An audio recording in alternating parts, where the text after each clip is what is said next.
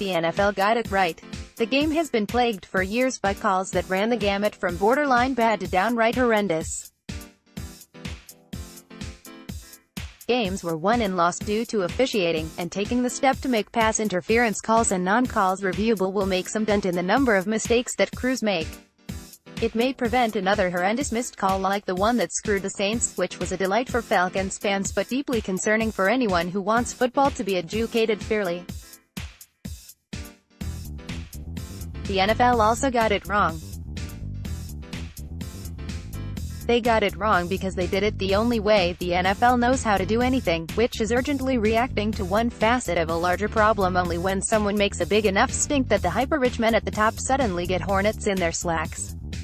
This time it was because of that call against the Saints, the lobbying and prolonged wailing of Saints fans, players, owners, and coaches, and head coaches across the league realizing that there was an opportunity to actually get the league to attempt to clean up an officiating issue. Again, we may think the reactions of Saints fans were overdone in light of how many times other NFL teams have been screwed over by blown calls, but it was effective in causing a change that should actually decrease the number of awful pass interference calls in football.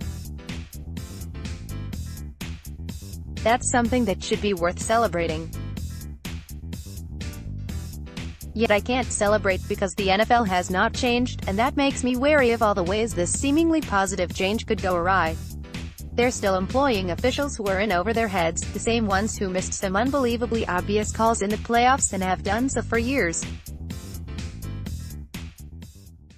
They aren't making sweeping changes to all the other ways they've fundamentally changed the game, meaning you'll have men in stripes trying to figure out a way to wave away Marcus Lattimore's fourth consecutive Patrick Swayze and ghost hand usage on deep passes with 1:45 in a game and happily throwing flags at defensive tackles trying desperately not to put 10 pounds of pressure on a quarterback in the second quarter.